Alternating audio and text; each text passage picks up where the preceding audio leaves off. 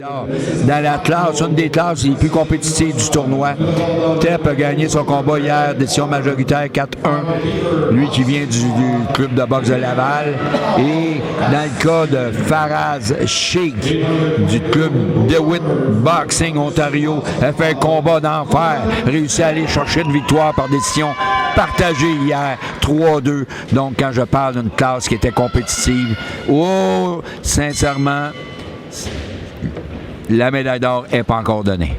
Jérémy Tep qui a connu beaucoup de succès là, cette saison-ci. Là, les derniers tournois, on a pu le voir remporter les 2 derniers tournois déjà cette année là, à Saint-Hyacinthe en décembre. On a pu le voir effectivement encore une fois à Saint-Hyacinthe il y a quelques mois. Son entraîneur Gabriel Beausoleil qui a débuté son club très récemment mais qui connaît beaucoup de succès. Oui, Beausoleil qui est là depuis des années comme entraîneur, lui qui est le club 2B extrême à Laval, Évolution. Donc, la série sur le Sunday, Mathieu, ça va bien finir le programme. La saison aussi pour Jérémy Tep qui terminerait bien là, avec une médaille d'or pour lui. Tep qui est un boxeur très rapide, très instinctif, beaucoup de talent. Une classe open, donc on voit que c'est déjà de s'analyser en débutant le combat. Tep qui avait 18 combats avant le début du tournoi et Sheikh 14. Donc là, on parle de boxeurs sensiblement la même expérience et avec beaucoup d'ambition. 2 jeunes talentueux qui ont eu des combats furieux hier. Même Tep en a eu plein les bras avec sa victoire majoritaire. Quand je parle d'une classe qui était compétitive, une division compétitive, c'était le cas. Tep qui a réussi à checker une bonne main droite là, précédemment, sans impact incroyable, mais un coup précis qui a quand même fait tourner la tête. On a beaucoup de respect, on est inquiet, on est hésitant.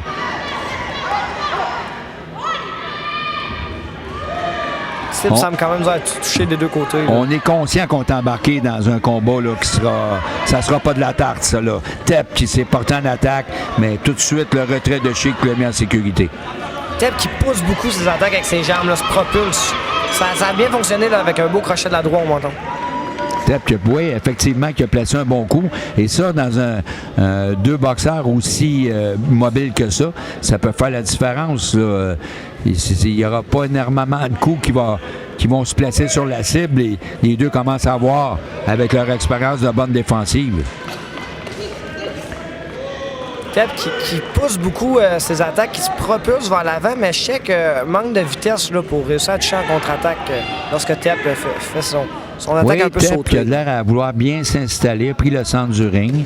Donc, semble avoir, c'est une illusion, là, mais un certain contrôle jusqu'à maintenant. Ouais, ça reste un round qui peut aller d'un côté comme de l'autre encore, mais Tep a un petit avantage. Tep, à date, a fait ce qu'il fallait pour aller chercher le round, mais le round est encore jeune, on est sur des 3 minutes, donc... En boxe, un coup de poing peut faire la différence. Beau jeu de pied ici de Tep, il a senti, l'attaque s'en vient, s'est déplacé, s'est mis en sécurité.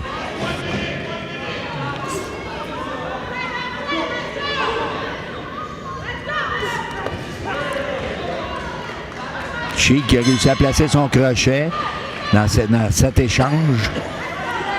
Un crochet avec beaucoup de transfert de poids, un petit manque de précision, mais impressionnant tout de même. Tep qui, lui, sa garde est vraiment basse. Il tient sa garde basse, se sent en contrôle de la situation. On va s'atticher un petit peu, là, par contre, du côté du coin bleu. Belle courte série de Sheikh.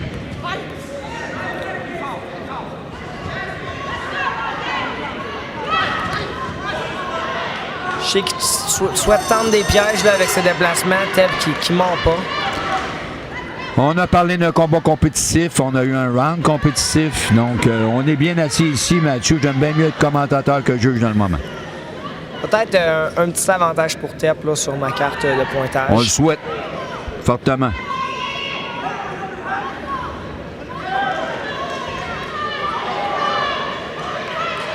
Des grandes respirations dans le coin rouge. C'est de rester calme. On ne semble pas trop stressé dans les Beau directives Soleil qu'on ici donne. qui donne ses recommandations. On travaille fort dans les coins des entraîneurs. On veut trouver la clé de la réussite, la clé du succès, la clé du coffre-fort.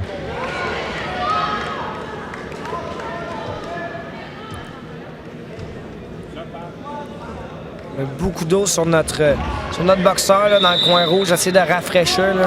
Un combat cérébral comme ça, essayer de cool down la tête un petit peu. Là.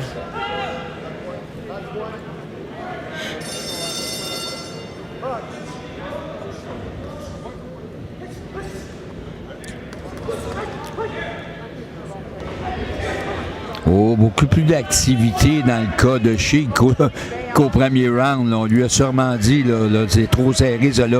Il faut que tu travailles. Parce que là, le premier round, relativement serré, était quand même assez calme.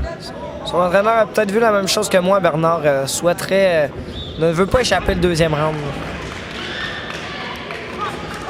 Une belle combinaison de la part de Tep qui a commencé en uppercut. Là. Oh, ça brasse, mes amis. On avait annoncé qu'il était pour avoir de l'action, c'est parti. C'est après un round, ça déjeuner. On a terminé de s'analyser. Maintenant, on échange. On a encore une droite, 2 droites de suite de la part de Tep. Il semble avoir trouvé les trous. Là. Encore une fois, une attaque répétée là, de la part de Tep avec le jab, un double jab suivi de la main droite. Et Sheik, qui est très mobile hein, en ce deuxième round, circule vraiment. Tep qui a beaucoup élargi son attaque, mais bouge bien la tête dans ses coups. Là. Je souhaite peut-être échanger un peu plus coup pour coup. Là. Oh, quelle combinaison ici de Sheik. Là, une petite 3 absence, coups là. sur la cible. Wow!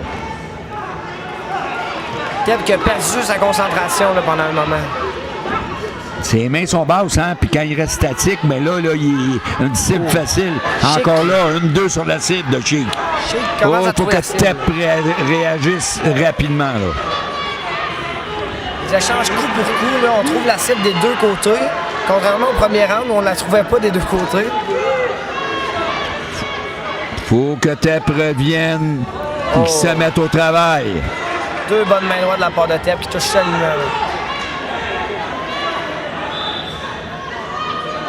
Le jab de Sheik, il est court, mais il touche la cible, c'est ça. Il n'y a pas un jab allongé, mais il réussit à toucher la tête de Tep. Sheik qui est plus court dans ses attaques. Tep est plus large, mais bouge mieux la tête en ce moment. Encore le jab de Sheik. Moi, je suis impressionné. Là. À mesure que Tep s'approche, coupe la distance, il reçoit le jab de Sheik. Bonne main droite suivie d'un crochet de la part de Tep. Tep qui est plus hésitant, hein? On le sent pas. On aurait pensé qu'il... On semble être un peu plus fatigué là, Ouais. physiquement. Et puis le deuxième, on sait, là, celui-là, les meilleurs coups ont été donnés par Sheik, donc il faut que tu reviennes là, rapidement. Mais c'est plus lent, comme tu l'as dit, c'est plus large aussi.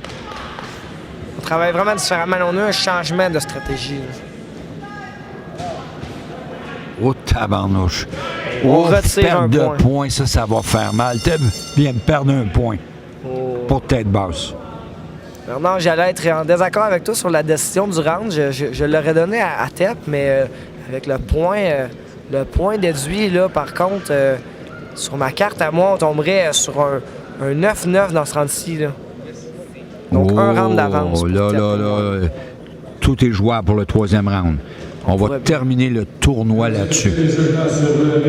C'est excitant quand même. Là. Hier, on a vu une égalité où les juges doivent choisir un gagnant là, à la fin.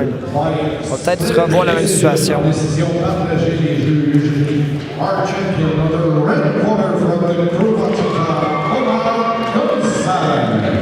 On a pu voir hier dans un combat de poids lourd, justement, un point qui a été déduit. Donc, on a eu un combat qui a terminé égal. Là. Heureusement, ça n'a pas fait la différence. Non, Heureusement. effectivement. Mais là, on n'est pas sûr de rien. Là. Non, effectivement. Dernier round, les 3 dernières minutes du tournoi, et tout est jouable. Et vas-y, Tep, on est avec toi. T'es capable.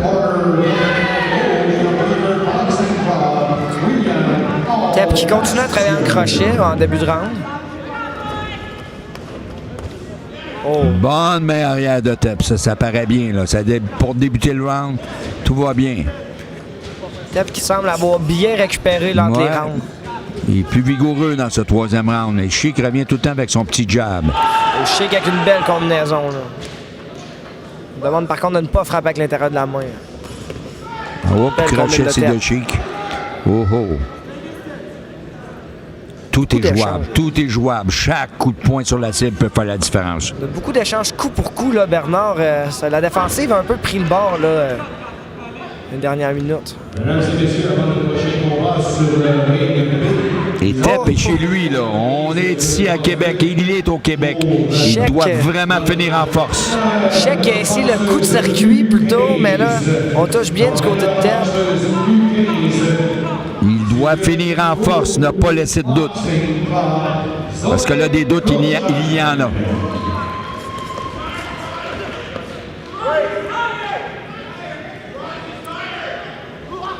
On dit au coin bleu, on dit que l'adversaire est fatigué de travailler, mais les deux semblent fatigués. Là. Et Sheik continue à se déplacer, lui.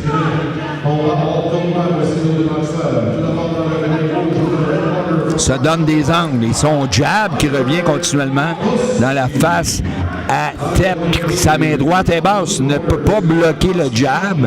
Ne peut pas le faire dévier. Sa main droite est trop basse. Tep qui boxait très technique au premier round, très calculait beaucoup, mais au round 2 et 3, échange coup pour coup et marche là, vers son adversaire. Et c'est ce petit jab qui revient tout le temps. Tout le temps.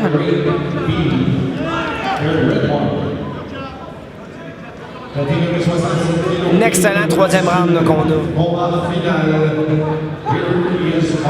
Belle combine de Tep. Oh là, Tep qui est encore, il y a le centre du ring. Là, Sheik se déplace, se donne des angles. Ça semble bien fonctionner pour lui.